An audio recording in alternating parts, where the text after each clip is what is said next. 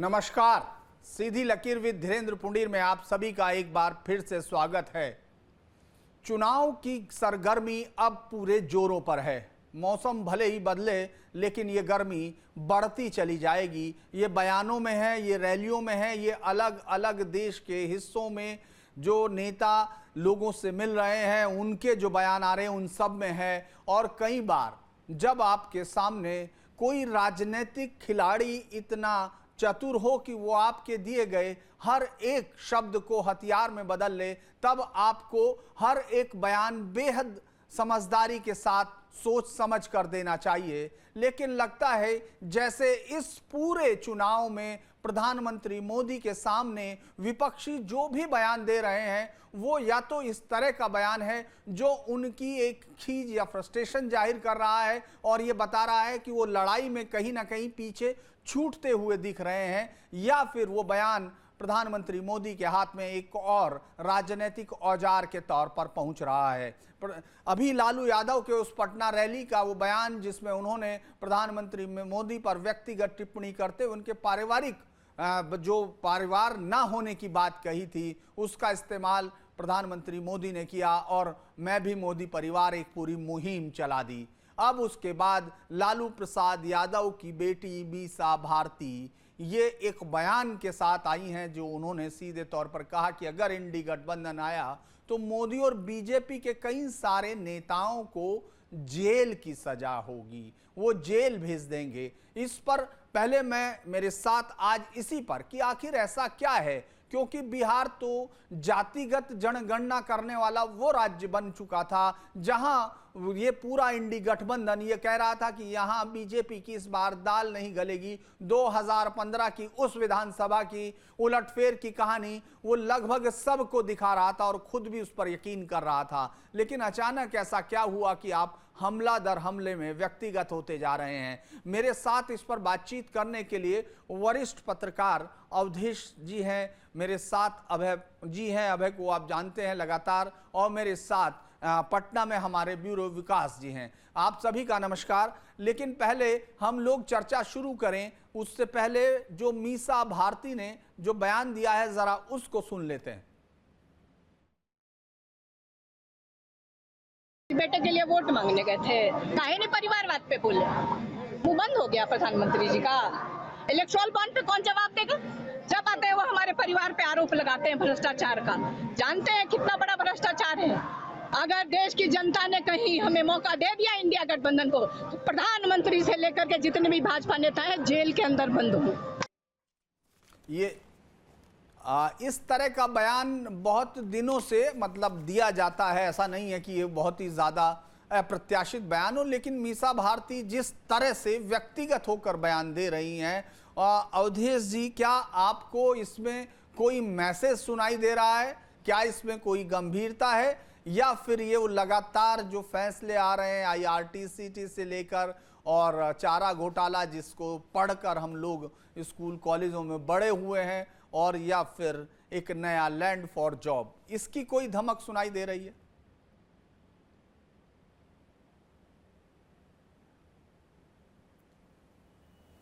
अब पत्रकार होने के नाते हमारी आपकी समस्या है कि नेताओं के जो भी बयान होते हैं उसके अर्थ हो नहीं हो, वो होने वाला है नहीं होने वाला है, उसके परे भी हमको इसका विश्लेषण करना पड़ता है। देखिए, अभी अगर आप पिछले INDIA की रामलीला मैदान की रैली को देखेंगे तो वहाँ राहुल गांधी जी का भाषण था और उसमें उन्होंने कहा कि बीजेपी सत्ता में आई तो देश में आग लग जाएगा। और उसके बाद उनका बयान ये भी था, आपको ध्यान में होना ही चाहिए कि जो उन्होंने अपने ऑफिस से भी दिया था कि अभी CBI ID इनकम टैक्स कार्रवाई कर रही है, लेकिन सुन ले अगर हमारी सरकार आई तो फिर ऐसे कदम उठाए जाएंगे जो कि पहले कभी उठे नहीं हो। तो इस प्रकार की धमकी लगातार आ रही है, ऐसा कोई पहली बार नहीं आया है। और कांग्रेस ने तो अपने घोषणा पत्र में कहा है कि अगर वो सत्ता में आते हैं तो भारतीय जनता पार्टी के शासनकाल के 10 सालों के भ्रष्टाचार की जांच करवाएंगे। तो और ये जो मीसा भारती ने आज कहा है, देखिए इसमें आप देखेंगे उनके चेहरे पर तो इसके पीछे कोई सोच समझ के कोई गंभीरता से दिया गया बयान नहीं है। किसी ने पूछा है और आपके अंदर एक गुस्सा है, वो गुस्सा फट के निकल गया कि प्रधानमंत्री तो पहले परिवार का नाम बोलते थे, वो इलेक्ट्रल बॉन्ड पर क्यों नहीं बात करते हैं? अगर कहीं हमारी सत्ता आ गई तो ये सब लोग जेल में होंगे। क्यों जेल में होंगे? अब पिताजी इनके तीन मामले में तो सजा हो चुकी है, वो आ चुके हैं। मीसा भारती पर स्वयं मामले हैं, आय से अधिक संपत्ति का छापा पड़ चुका है, संपत्ति अटैच है, तेजस्वी यादव के संपत्ति अटैच हैं, जिसका आपने लैंड फॉर जॉब दिया वो सारी चीज सामने है। तो इस समय देश में पूरा एक माहौल है। ममता बनर्जी ने भी इस प्रकार के बयान दिए हैं कि जिस प्रकार से विपक्षी नेताओं के पर भ्रष्टाचार के आरोप लगे हैं और लगने के बाद उनको जेल में जाना पड़ा है या जमानत पर है, मुकदमे चल रहे हैं, अनेक जगह से नोटों के बंडल बरामद हो रहे हैं और कोर्ट से उनको राहत नहीं मिल रही है। तो ये चारों तरफ एक परेशानी है, मनोविज्ञान है कि किसी भी प्रकार से इससे बाहर निकलना है, इसलिए एकजुट भी हो सकते हैं। लेकिन चूंकि आपको ये समझ नहीं है कि इसका उत्तर कैसे दिया जाए, कानून का कानूनी जवाब, पॉलिटिकल लड़ाई कैसे लड़ी जाती है और हमको कैसे सहानुभूति इसमें लेनी चाहिए, तो आप गुस्से में ऐसी बातें कहते हैं जो होने वाला नहीं है। क्योंकि अगर इस समय की पोजीशन में मीसा भारती को पता है कि नहीं है, लेकिन हमको आपको पता है कि INDIA नामक गठबंधन राष्ट्रीय स्तर पर है नहीं, स्टेट के लेवल पर जरूर पार्टियों में गठबंधन है। और जहां तक सत्ता का प्रश्न है, तो जो इस समय का माहौल है वो देखते हुए हम लोग भविष्यवाणी से बचते रहे हैं। लेकिन पूरे जो जितनी मेरी समझ है अपनी पत्रकारिता की, कि कम से कम इस समय INDIA के घटकों के केंद्रीय सत्ता में आने का कोई भी दूर दूर तक संभावना दिख नहीं रही है। तो उसमें अगर वो कहते हैं कि हमको जेल में डाल देंगे, तो इस पर क्या टिप्पणी की जा सकती है?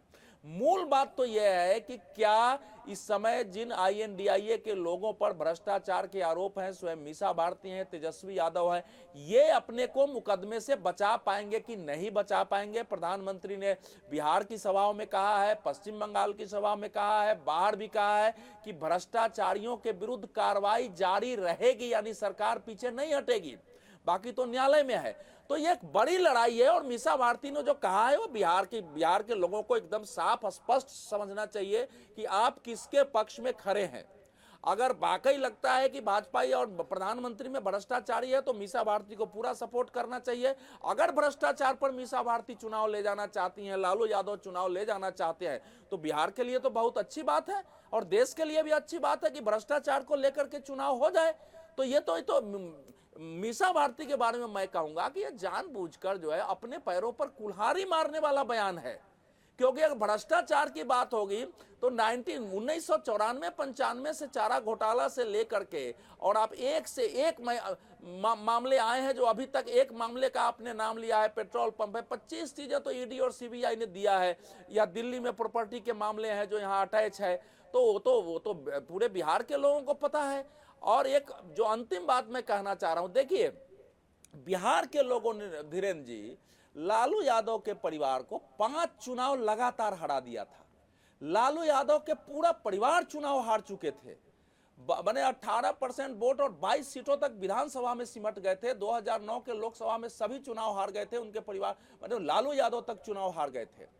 लेकिन अब समस्या यह थी कि नीतीश कुमार ने नरेंद्र मोदी के विरुद्ध स्वयं को बड़ा नेता साबित करने के लिए जब अलग हुए और 2015 में गठबंधन हुआ है, तो इनकी पार्टी की वापसी हुई है। और आज का सच यह है कि RJD फिर से बिहार में एक बड़ी ताकत है, वो कोई छोटी ताकत नहीं। RJD बिहार में एक बड़ी ताकत है। तेजस्वी यादव की भी अपनी लोकप्रियता है, लेकिन ये नहीं है कि लालू यादव के शासन की जहां तक बात है तो 5 चुनाव बिहार के लोगों ने हराया है। और परिवारवाद पर उनको अगर गुस्सा है तो गुस्सा तो आएगा, क्योंकि मीसा भारती का क्या कंट्रीब्यूशन है पॉलिटिक्स में कि वो राज्यसभा सांसद है, लोकसभा से चुनाव लड़ रही है।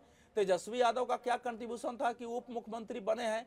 तो जो लोग परिवारवाद को बढ़ावा दे रहे हैं, परिवारवाद का मतलब परिवारवादी नेतृत्व की लीडरशिप इसी फैमिली के किसी व्यक्ति के हाथों में होगा, उसको समस्या आएंगी, वो आलोचना करेंगे। इसलिए इस आलोचना को मैं केवल इतना ही लेता हूं कि बिहार के लोगों को मीसा भारती के बयान को गंभीरता से लेते हुए भ्रष्टाचार के मुद्दे पर इस चुनाव को ले जाना चाहिए। जी, आपने बहुत सही शब्दों में कहा कि मैं भी उस बयान को उसी तरह देख रहा था कि इस तरह के बयान बहुत तीखे होते जा रहे हैं, लेकिन जमीन कहीं और है। मैं आपने चूंकि लालू यादव के मैं कुछ मुकदमों को बता दूं दर्शकों को, तो कि आगे चलें, जिनमें उनको सजा हो चुकी है। 5 मामलों में उनको जिसमें से सजा हो चुकी है वो मैं सुना देता हूं, चूंकि दर्शकों को ये याद रहे कि किस में जो लालू यादव की बेटी मीसा भारती है। ये सवाल मैं करता, लेकिन अवधेश जी ने पहले ही उसका जवाब दिया, जिनको राज्यसभा में एक सवाल उठाते हुए भी बहुत कम लोगों ने, यानी किसी भी बड़े मुद्दे पर बहस में उस तरह से हिस्सा लेते हुए या अपनी तरफ से बिहार को लेकर कोई बड़ी चर्चा करने में कामयाब होते हुए नहीं देखा है। लेकिन लालू यादव को 3 अक्टूबर 2013 में पहली सजा हुई थी। ये सिर्फ चारा घोटाले के मामले हैं जिसमें चाईबासा ट्रेजरी की, इसमें 5 साल की कैद है, 25 लाख का जुर्माना है। 6 जनवरी 2018 को दूसरी सजा है देवघर ट्रेजरी वाले मामले में, इसमें 3.5 साल की सजा है। 23 जनवरी 2018 में तीसरी सजा है चाईबासा वाले मामले में, एक और मामले में 5 साल की सजा है, 10 लाख रुपए जुर्माना है। अगर हम 15 मार्च 2018 की बात करें, चौथी सजा है दुमका ट्रेजरी वाले में, इसमें पीसी एक्ट और आईपीसी एक्ट में अलग अलग सजाएं कोर्ट ने दी है और अलग अलग में 7-7 साल की सजा दी है, 1 करोड़ का जुर्माना है। 5वीं सजा उनको 21 फरवरी 2022 में हुई थी, जो डोरंडा कोसा वाले मामले में थी। इसमें उनको 5 साल की कैद और 60 लाख का जुर्माना है। ये सिर्फ वो केस हैं, चूंकि 66 केस दर्ज हुए थे। अगर हम उसकी बात करते हैं चारा घोटाले की, 950 करोड़ के उस घोटाले में से 6 केस में से लालू यादव थे जिनका नामजद थे, जिसमें वो शामिल थे, जिनमें से 5 में उनको सजा हुई है, जो उस समय संयुक्त बिहार हुआ करता था, ये झारखंड के हिस्से में सजा हुई है। मैं अब आगे की तरफ चलता हूं।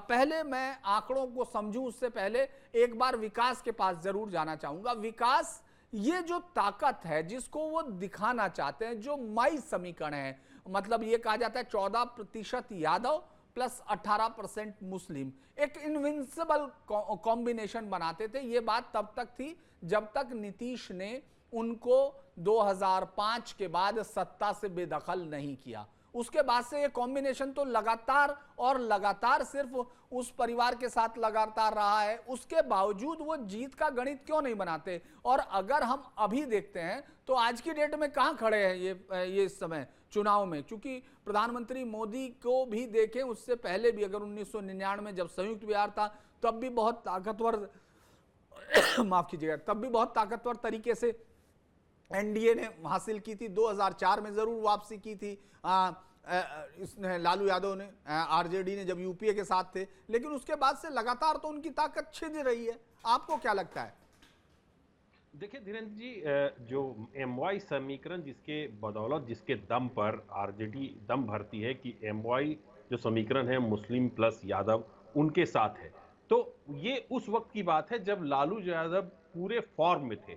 और अब यादवों में कई नेता, पप्पू यादव, रामकृपाल यादव, कई ऐसे नेता उभर कर सामने आए हैं जिसने एमवाई समीकरण से जो वाई है उसको तोड़ा है। और इस बयान को देखें जो मीसा भारती ने जो बयान दिया है मसौड़ी में अपने जनसंपर्क अभियान के दौरान दिया है, चुनाव प्रचार के दौरान दिया है, तो ये भी इस मायने में समझा जा सकता है कि रामकृपाल यादव पाटलिपुत्रा जो लोकसभा क्षेत्र है वहां से चुनाव लड़ रहे हैं और उनके अपोजिट में जो है वो मीसा भारती चुनाव लड़ रही है। तो पिछली बार भी, पिछले लोकसभा चुनाव में भी ऐसा ही हुआ था, जहां पर मीसा भारती रामकृपाल यादव से हार गई थी। रामकृपाल यादव जो है वो जो पाटलिपुत्रा लोकसभा क्षेत्र है वहां के तमाम जो एमवाई समीकरण है, चूंकि रामकृपाल यादव पहले आरजेडी में रहे हैं और बहुत मजबूत नेता हैं, लालू यादव के करीबी रह चुके हैं और साथ ही सरल, सभ्य और सुलभ तरीके से उपलब्ध रहने वाले नेता हैं। तो इसको लेकर जो भी पाटलिपुत्रा लोकसभा क्षेत्र जो है वहां पर जो आरजेडी का एमवाई समीकरण है वो खिसकता हुआ नजर आ रहा है, यानी वो बिल्कुल रामकृपाल यादव के पक्ष में नजर आ रहा है। तो इसी को लेकर जो मीसा भारती का जो बयान दिया गया है कि हमारी सरकार आएगी तो प्रधानमंत्री सहित कई मंत्रियों को जेल भेजी जाएगी, तो वो कहीं ना कहीं जो एमवाई समीकरण जो उनका पूरे बिहार में खिसक गया है उसको वापस लाने की जद्दोजहद में आरजेडी है। और जिस वक्त एमवाई समीकरण के दम पर लालू यादव एक लंबे समय तक बिहार की राजनीति में राज किए, अपनी पत्नी को भी मुख्यमंत्री बनाए, तो उस वक्त एमवाई पूरा जो मुस्लिम और यादव समुदाय के जो वोटर्स थे वो लालू यादव के साथ एकजुट थे। लेकिन अब की परिस्थिति में यादव नेतृत्व करने वाले कई नेता उभर कर सामने आए हैं, जिसमें पप्पू यादव भी हैं, जिसमें रामकृपाल यादव भी हैं, जिसमें नित्यानंद राय भी हैं, तो इन सबों ने मिलकर लालू यादव का जो कोर वोटर था, यानी जो आरजेडी के कोर वोटर थे, उसको तोड़ा है। तो ये घबराहट कहीं ना कहीं मीसा भारती के चेहरे पर दिख रही थी, बयान के दौरान उनके चेहरे पर भी ये दिख रही थी, झुंझलाहट दिख रही थी।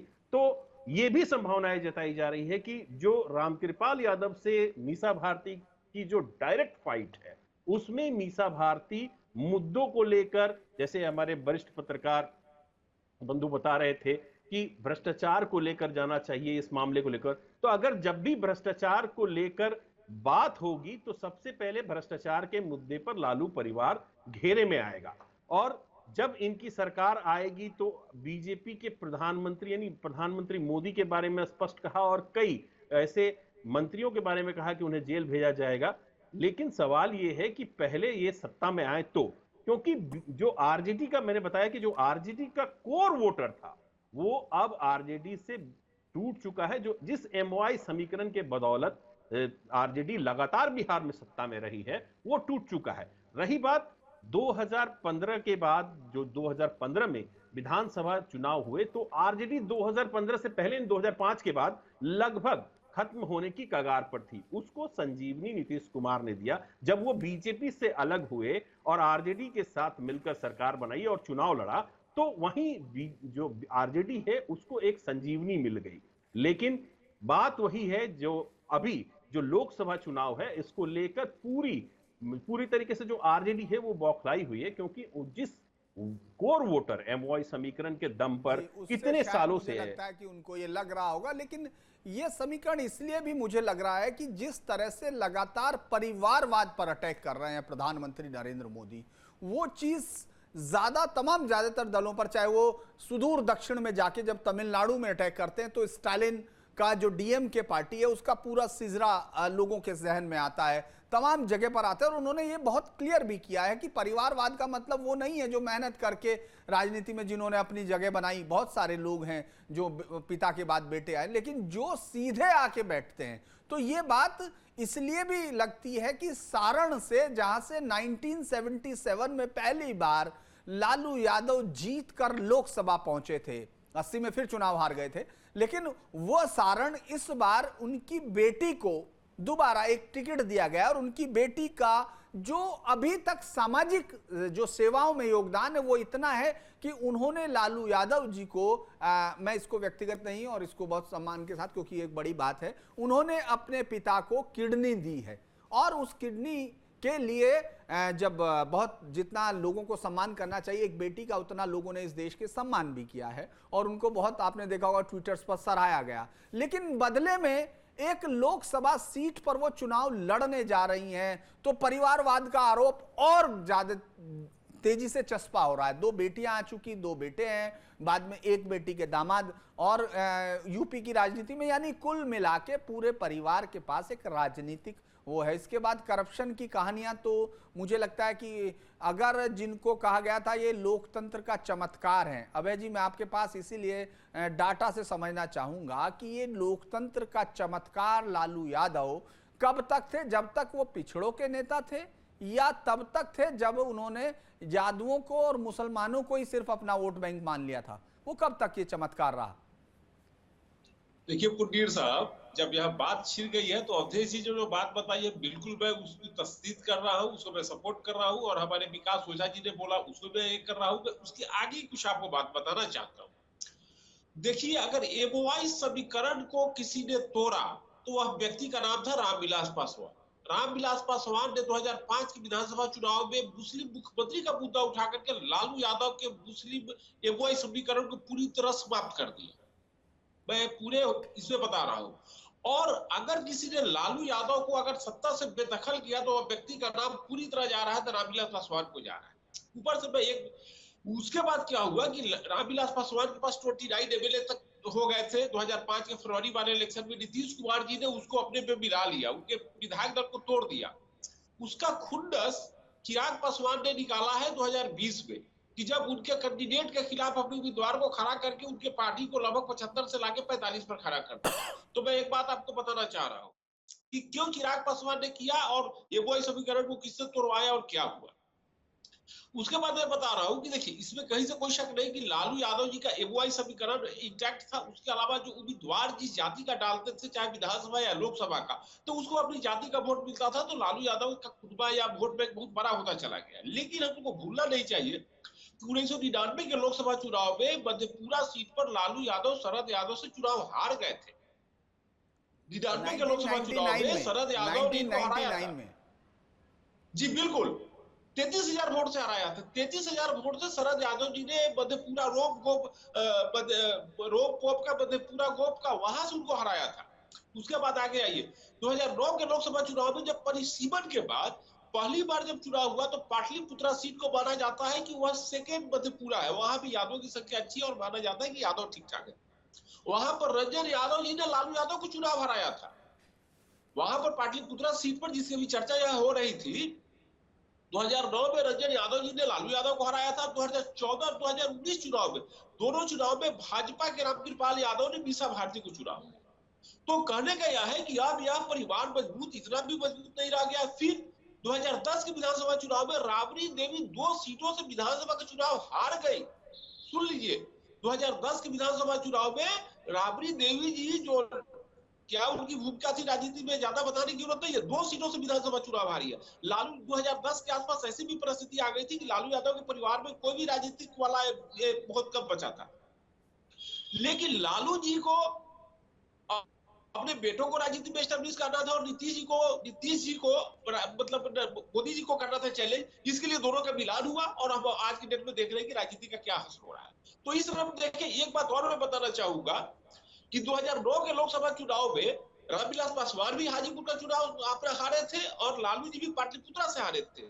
और राघोपुर जो विधानसभा सीट है, जो राघोपुर विधानसभा सीट जिसकी विधायिका उस समय थी राबड़ी देवी जी, और हाजीपुर लोकसभा सीट के अंतर्गत आता है, तो उस पर भी रामविलास पासवान हार गए थे। तो कहने का अर्थ है कि ठीक है, अभी के समय में इनका ओवरऑल स्टेट में है, लेकिन इतनी पावरफुल जो फैमिली थी, पॉलिटिकल फैमिली, अब उतना स्ट्रॉन्ग फैमिली बच नहीं गई है। तो अब इस तरह आगे चल के देखते हैं कि अब यह परिवार है कि इसको अब किसी न किसी की जरूरत है, चाहे नीतीश की जरूरत हो या छोटे प्लेयर्स की जरूरत हो, अपने बदौलत बहुत आगे तक जाएगी। इसका मुझे इस पर मुझे थोड़ा ये है जी। अच्छा हाँ, एक बात और मैं बताना चाहूंगा, एक बात अगर देखिए, आज जो मीसा भारती जी का जो बयान आया है, देखिए तब जबकि नरेंद्र मोदी पर करप्शन चार्जेस जिनको नहीं मिल रहा है कुछ मुफीद, या कोई जो दंगा वगैरह का या किसी तरह का, जब कोई इस तरह का इनको मुद्दा नहीं मिल रहा, तो ऐसी बातें की जेल भिजवा दूंगा। जेल किस बात पर भिजवाओगे भाई, कुछ पॉइंट तो लेकर के आओ। मैं स्पष्ट तौर पर बताना चाहता हूं कि बिहार में जितना रेल का और जितना रोड का, पुल का जितना काम हुआ है, उतना देखने को मैंने बहुत ही अच्छा लगता है देखने में।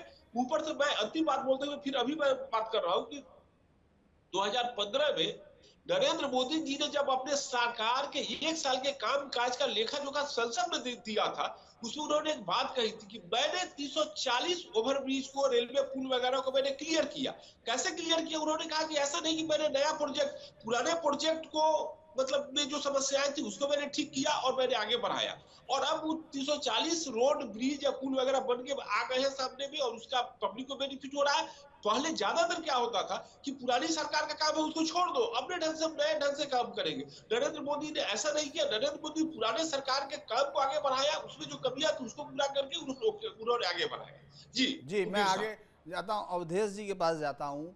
अवधेश जी, ये जो हम लोग इस समय की राजनीति में देख रहे हैं, काशी लखमा भी बोल रहे हैं कि मैं मरेगा, नरेंद्र मोदी मरेगा, ये सब तो एक चटपटाहट दिखती है, क्योंकि जिस तरह का उत्तर भारत में इस वक्त, मतलब भविष्यवाणी से मैं भी बचूंगा, लेकिन जिस तरह का माहौल इस समय दिख रहा है, वहाँ चुनाव भी बहुत ठंडा है। लेकिन जो बिहार में आरजेडी की जिसकी आपने बात की, क्या आप ये मान रहे हैं कि उसके अंदर जो उसका पुराना वोट बैंक था वो मजबूत हुआ है, या जो 75 सीटें तेजस्वी के लिए इसको कहा गया कि एक बड़ा चमत्कार हुआ है, वापस ले आए, जब लालू यादव ने सभा भी नहीं की उसके बावजूद ले आए, ये सब कहा गया। और लालू यादव को लेकर मैं एक बात आपसे सवाल जरूर पूछना चाहूँगा, मुझे बड़ा दिलचस्पी इसमें होती है सवाल में, कि आप चुनाव नहीं लड़ सकते हैं, ये चुनाव आयोग ने आपको सजा हो गई तो आप चुनाव नहीं लड़ सकते, लेकिन आप चुनाव की रैलियां संबोधित कर सकते हैं, आप चुनाव के जो स्ट्रेटजी है वो बना सकते हैं और लोग आपके नाम पर वोट मांग सकते हैं। आपको लगता है कि चुनाव सुधार अभी भी अधूरे हैं, ऐसा लगता है? दोनों सवालों के जवाब।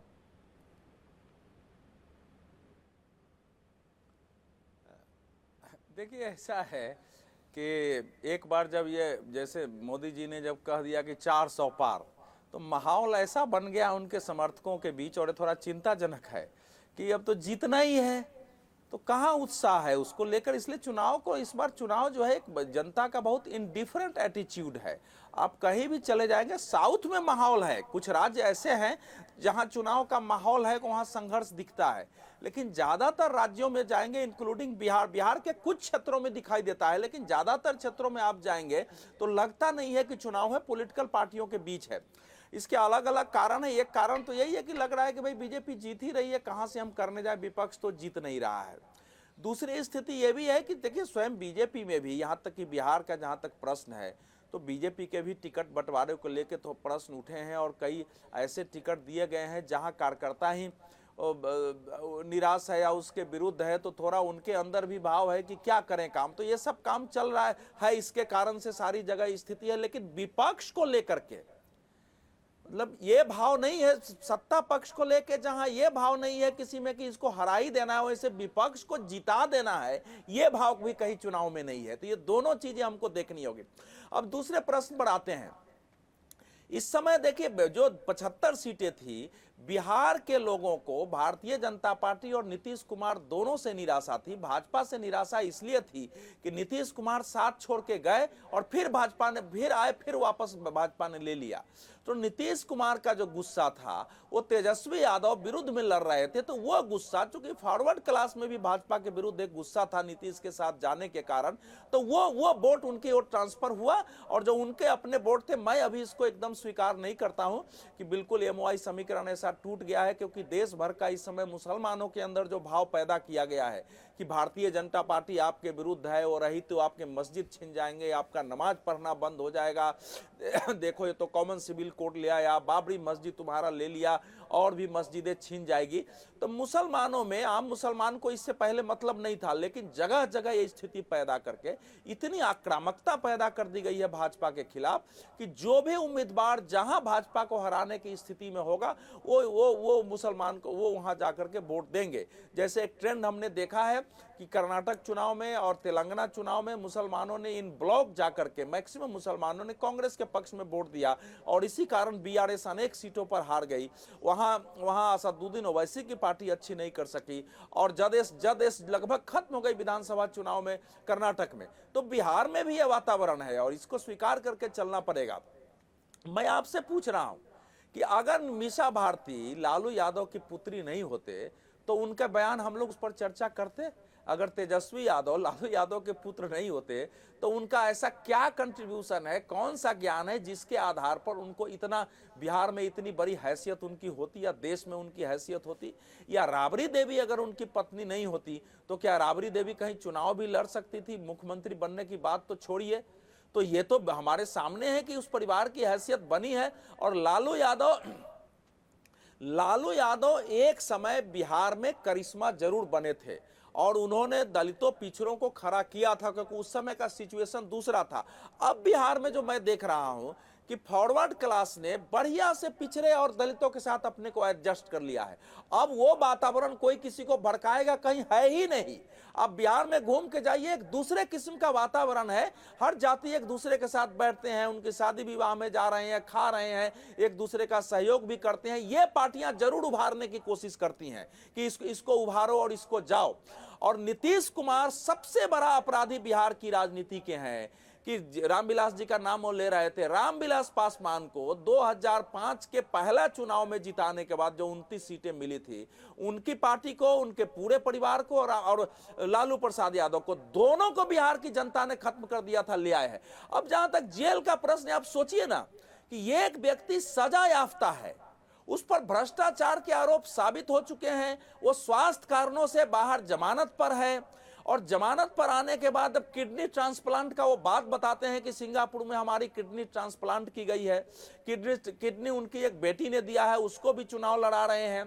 कायदे से नैतिकता ही नहीं, आप कानून की बात तो छोड़िए, कायदे से सामान्यता जेल से जब जमानत दी जाती है तो उसमें कुछ शर्तें होती हैं कि आप क्या क्या नहीं करेंगे। इलेक्शन रिफॉर्म तो छोड़ दीजिए, उसमें ये बातें अब चूंकि उसमें जमानत में पता नहीं क्या लिखाया है, लेकिन जेल से जमानत पर छूटा हुआ व्यक्ति जो सजा हो चुका है वो अनेक ऐसी गतिविधियों में शामिल नहीं हो सकता है। अब पता नहीं कैसे उनको छूट मिली है, कैसे कर रहे हैं, विपक्षी पार्टियां इसको मुद्दा बना रही है नहीं बना रही है, लेकिन इलेक्शन कमीशन को चुनाव सुधार के लिए इसमें जाने की आवश्यकता नहीं है। अगर सुप्रीम कोर्ट ने यह फैसला दे दिया है कि 2 साल से ज्यादा होने के बाद, कोई सजा होने के बाद कोई व्यक्ति अगर सांसद विधायक है तो उसकी सदस्यता चली जाएगी, वो चुनाव नहीं लड़ सकता है, तो जिस व्यक्ति को इतनी बड़ी बड़ी सजा हो सकती है, क्या वो चुनावी कैंपेन कर सकता है, लोगों को वोट डालने के लिए सभाओं में जा सकता है, ये इलेक्शन कमीशन भी तय कर सकती है। इसके लिए अलग से चुनाव सुधार की आवश्यकता नहीं है, क्योंकि यह दुर्भाग्यपूर्ण दिन है कि एक व्यक्ति जो कि भ्रष्टाचारी साबित है, उसको आरोप नहीं है, साबित करने की आवश्यकता नहीं है। जब तक वो भ्रष्टाचार के आरोप से मुक्त नहीं होता है, क्या उसको राजनीतिक गतिविधियों को खासकर चुनाव के समय चुनाव आयोग को इजाजत देना चाहिए? क्या पॉलिटिकल पार्टियों को इस इशू को नहीं उठाना चाहिए? क्या PALIL करने वाले लोगों को इसको लेकर कोर्ट में नहीं जाना चाहिए? लेकिन लोग इसलिए नहीं जा रहे हैं कि लालू यादव फिर इसको बुनाएंगे कि देखो देखो हमको सब जेल में डालना चाहता है। तो ये पॉलिटिकल विपक्षी पार्टियों का भी एक कॉन्फिडेंस का अभाव है।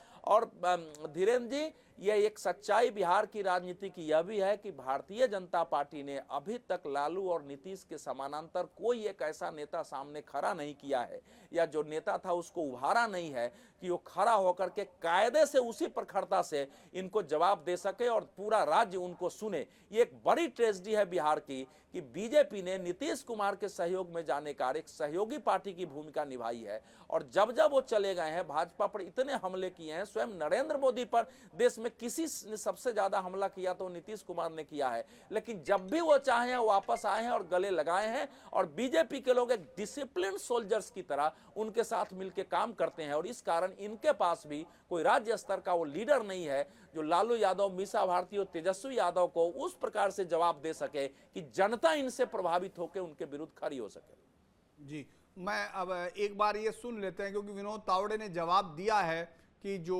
बीजेपी ने उसका जवाब जरूर दिया है। उसको सुनने के बाद मैं आपके पास जरूर आऊंगा विकास जी, ये समझने के लिए कि आखिर नीतीश कुमार वो कौन सी चाबी हैं जो बिहार की सत्ता का तिलिस्म उन्हीं से खुलता है। ये मैं आपसे पूछूंगा, एक बार सुन लेते हैं। बीजेपी ने एक जवाब दिया है। आरजेडी की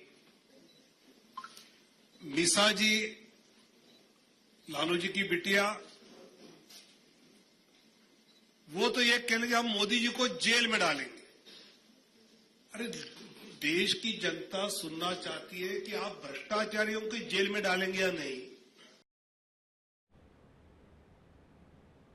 ये जवाब दिया है, लंबा जवाब था, लेकिन एक छोटा सा रिलीवेंस। वो मुझे आप ये बताइए विकास कि ऐसा कौन सा, मतलब ये बात समझ में नहीं आती कि पूरे बिहार में जो राजनीति है 2005 के बाद से, उसकी कोई भी लाइन, कोई भी पजल बिना नीतीश की चाबी के हल नहीं होती है। ऐसा क्या है? जबकि जितनी बार दल बदले हैं, पलटू राम और तमाम चीजें, यहां तक कि राहुल गांधी वो जोक अपनी सभाओं में सुना रहे हैं कि जैसे ही कुछ उनका छूट गया शपथ ग्रहण समारोह के बाद, वो जब वापस जा रहे थे तो अचानक वो लेने आए तो राज्यपाल उनको देखते ही बोला कि इस बार 15 मिनट में ही आ गए क्या।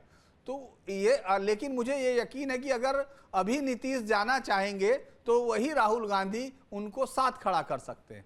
क्या है वजह? देखिए धीरेन्द्र जी, सबसे पहले नीतीश कुमार जी 9वीं बार बिहार के मुख्यमंत्री के तौर पर उन्होंने शपथ ली। वो जब चाहें जिस तरफ हो उस तरफ जा सकते हैं, यानी इंडी गठबंधन की तरफ, बीजेपी की तरफ। क्योंकि नीतीश कुमार हमेशा, आपने नोटिस किया होगा कि एक बैलेंस राजनीति करते हैं। अभी जैसे वो इंडी गठबंधन से अलग हैं तो बहुत ज्यादा अटैक इंडी गठबंधन पर नहीं करते हैं, और हर बार 2005 से लेकर अब तक हर बार उनके पास इतना आंकड़ा होता है कि वो किसी की भी सरकार बना और गिरा सकते हैं। तो इस आंकड़े की बदौलत नीतीश कुमार को कहा जाता है कि नीतीश कुमार जो है खुद एक वायलेंस वोटर की तरफ, अब नीतीश वायलेंस वोटर मतलब वायलेंस वोट उनके पास है, यानी नीतीश कुमार जिस तरफ रहेंगे उस तरफ पलड़ा भारी रहेगा। यानी नीतीश कुमार के बारे में कहा जाता है कि एक मजे हुए राजनेता हैं, एक मजे हुए मुख्यमंत्री हैं, और उनके पास जो आंकड़े हैं वो उतने होते हैं। 2005 से लेकर अभी तक देखा गया है कि वो जिस तरफ चाहे बहुत आराम से उस तरफ जाकर वो अपनी जो उनकी मुख्यमंत्री की कुर्सी है उसको बचा सकते हैं। कई बार देखा जा चुका है, 2 बार आरजेडी के साथ गए, फिर उनका साथ छूटा। तो नीतीश कुमार जिस तरफ है बिहार की राजनीति में, उस तरफ पलड़ा भारी माना जाता है। यानी उसको बिहार के लोग जो हैं वो इस तरीके से देखते हैं कि एक तराजू में 1-1 किलो के वजन का जो वजन है वो रखा है, और नीतीश कुमार जिधर हुए, जिस तरफ हुए, उस तरफ पलड़ा भारी हो गया। नहीं तो क्यों ऐसा है, मैं समझना चाह रहा हूं कि ऐसा क्यों है।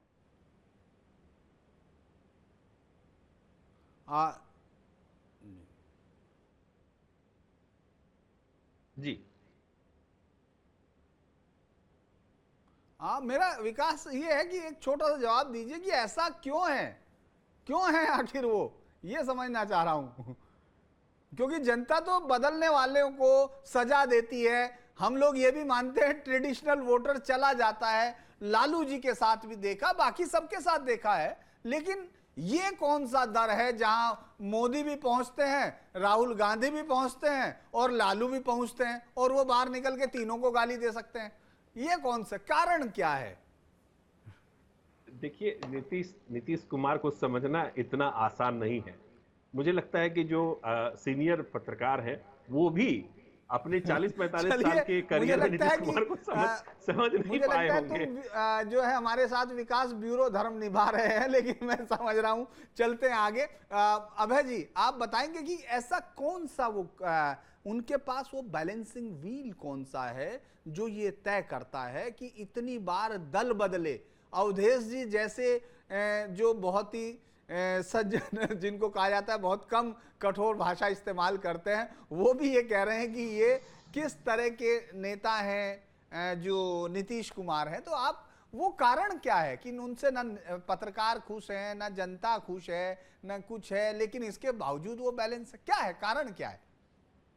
बिल्कुल धीरेन्द्र पुंडीर जी, मैं बताऊं कि 90 से 2005 तक जो बिहार में लॉ एंड ऑर्डर और इंफ्रास्ट्रक्चर का जो स्थिति था उसको याद कर करके आदमी नीतीश कुमार क्या किसी लालू के विरोध में किसी के पास जा सकता है। तो 90 से 2005 तक का जो वस्तु स्थिति जिसको याद है, वो कभी भी नीतीश कुमार क्या किसी को भी एक्सेप्ट कर लेगा तो भैया हमको लालू यादव को बाहर रखना है। तो नीतीश कुमार लालू यादव के ऑप्शन के तौर पर आते हैं। Nitish Kumar not as a leader on his own. Nitish Kumar अपने व्यक्तित्व पर वोट ला करके नेता बन रहे हैं, वो मुख्यमंत्री पर, ऐसी भी बात नहीं है। वह लालू के विरोध की राजनीति का अभी भी फसल काट रहे हैं, और उसका सबसे बड़ा कारण है लालू जी का जो कार्यकाल रहा, वो सबसे बड़ा कारण ये रहा। अब मैं आगे आ रहा हूँ, ये तो बातों का मुझे जवाब भी देना और एक तो बात भी बता दी। जैसे अवधेश जी अभी बता रहे थे मुस्लिम मतदाताओं की वस्तु स्थिति, तो मुस्लिम मतदाताओं की वस्तु स्थिति को समझने के लिए सबसे अच्छा उदाहरण है कि अभी हाल में वेस्ट बंगाल में सागर दिघी विधानसभा का बाईपोल हुआ। सागर दिघी मुर्शिदाबाद लोकसभा, मुर्शिदाबाद डिस्ट्रिक्ट में, वह कंप्लीटली एक मुस्लिम बहुल विधानसभा है, लगभग 60% वह मुस्लिम वोटर है। वहां पर के एआईटीसी के तृणमूल कांग्रेस के विधायक का निधन हो गया, जिसके बाद बाईपोल हुआ। उस पर वह सीट कांग्रेस पार्टी आखिरी बार 1972 में जीती थी।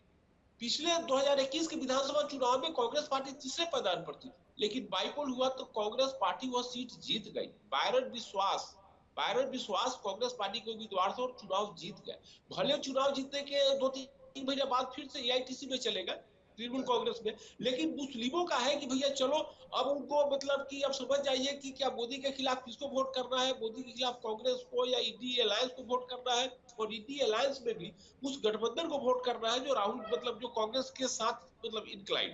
तो मुस्लिम लोगों का तो वोट करने की वस्तु स्थिति ऐसी आ गई है कि वो लोग मतलब बीजेपी विरोध में और कांग्रेस के समर्थन में कोई रहेगा तो उसके साथ ऐसे भी जाने को तैयार है। एक बात ये हुआ। उसके बाद मैं एक बात बता रहा हूँ कि अभी अवधेश जी ने ही बताया कि 2009-10 2010 में लालू यादव और रामविलास पासवान चुनाव हार गए थे, बिल्कुल हारे थे, लेकिन क्यों हारे थे, किन परिस्थितियों में हारे थे, अगर इस पर हम आ जाएंगे तो थोड़ा सा हम लोग का स्थिति अच्छा से दिखेगा। हुआ क्या कि 2009 का जब लोकसभा चुनाव हो रहा था, यूपीए 1 का सरकार का जब खर्च का लोहर हो गया, तो उस समय जब चुनाव की तैयारी चल रही थी, तो बिहार में 40 लोकसभा की सीटें हैं, उसमें रामविलास पासवान जी ने और लालू यादव जी ने, जो उस समय कैबिनेट के मेंबर हुआ करते थे, एक बंद रूम में उन्होंने एक मीटिंग की और 25 सीट लालू जी ने अपने लिए ले लिया, कांग्रेस रामविलास जी को 12 सीट दिया और 3 सीट फेंक करके कांग्रेस को दिया। कांग्रेस को दिया नहीं, फेंक करके, मेरे वर्ड को थोड़ा सुन लीजिएगा, फेंक करके दे दिया कि 3 सीट तुम ले लो।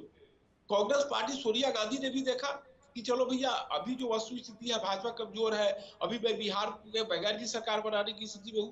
कांग्रेस पार्टी ने इसके रिस्पॉन्स में 40 लोकसभा की सीटों पर ऐसे ऐसे उम्मीदवार खड़ा किए जो अपने जीतने के लिए नहीं, बल्कि आरजेडी और एलजेपी के उम्मीदवारों को हराने के लिए फाइट कर रहे हैं।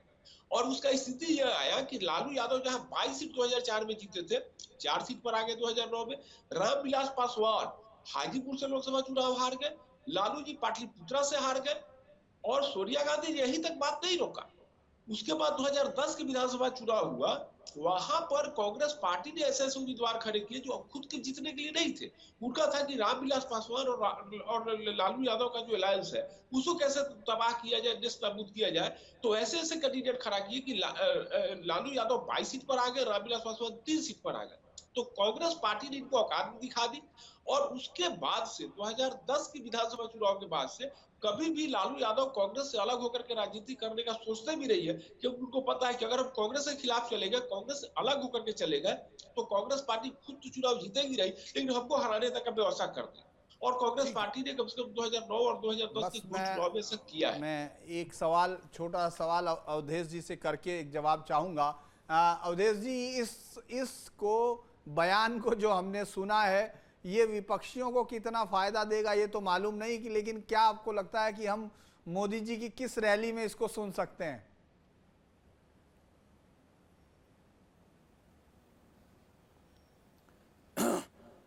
मोदी जी की रैली में तो मुझे नहीं लगता है केवल मीसा भारती पर मोदी जी बयान देंगे, शायद लालू और बोलते तो देते, लेकिन इसका उत्तर जरूर आएगा कि भ्रष्टाचारी कौन है, वो लगातार बोल रहे हैं।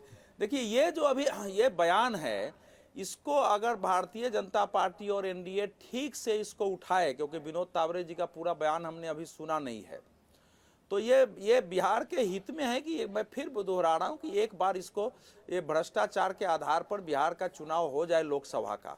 लेकिन दुर्भाग्य, मैं फिर कह रहा हूं, दुर्भाग्य यही है कि बीजेपी के अंदर भी अगर मान लीजिए नरेंद्र मोदी उठाए तभी इसका उत्तर हो, तभी वो इशू बने, ये एक चिंता का विषय होना चाहिए वहां बिहार के लिए।